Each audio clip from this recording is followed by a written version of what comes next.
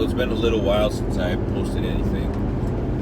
Ended up having to take a step back because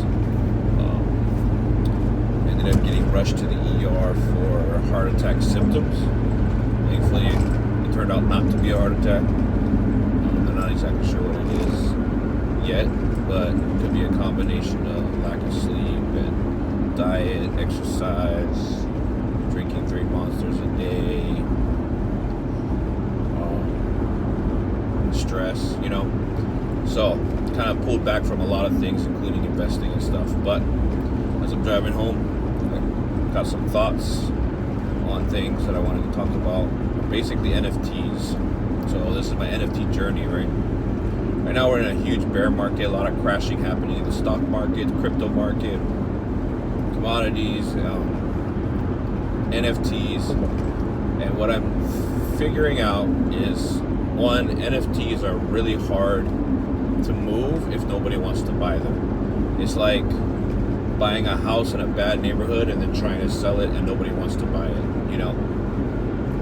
Now, eventually, someday somebody will buy it, but it may not be as soon as I want to, So I'm sitting on a bunch of NFTs that I thought would do good. I thought I'd be able to flip, and I was wrong.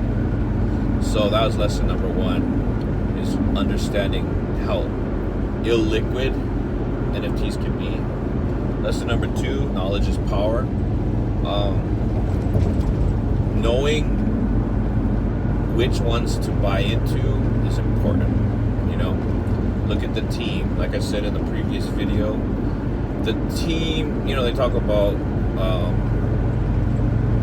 if they were previously successful at launching NFTs, they should be successful again. Really, it's a business. It's a startup business. 95% chance that it's gonna fail. And if you know that and understand that in the startup business world, then that can help weed out some of the noise. That's one piece. The second piece is when to buy and when to sell. A lot of different tools out there you can use. A lot of different people out there giving advice. But basically, you can have hype cycles, buy and sell on the hype. You can have actual utility, buy and sell on the utility, which is basically the team or the business. A lot of different strategies. Some are short term, some are mid term, some are long term. You can do the rule of threes in order to cover all of them, right? Buy 3 of them, and then 1 you sell right away for triple to cover your costs, so you're in it for 0. The other one you sell for a profit, however big of a profit you want, just list it for that. And then the last one you can keep if that's what you truly believe. You believe in that project, or that basically that startup business. So what am I looking at now? Now I'm in a position where pretty much don't have any liquidity. Missed out on Moonbirds because I had spent all my funds on all these little small ones. They call them small bags. So I have a ton of small bags, and had I just held, I would have been able to at least get a raffle for Moonbirds, which ended up 10xing like within 2 days or 3 days or something like that. That's just one example. So right now I'm just looking for quality projects. I'm not even looking that hard. I'm but I'm part of Rhino World, which I think is gonna be phenomenal. OG with them, and a couple of others. The other strategy is getting into some alpha groups that give away whitelist spots, or you can buy them with whatever coinage that they use. A lot of times they have their own internal coinage. Getting involved with them, like Mecha Apes or something like that.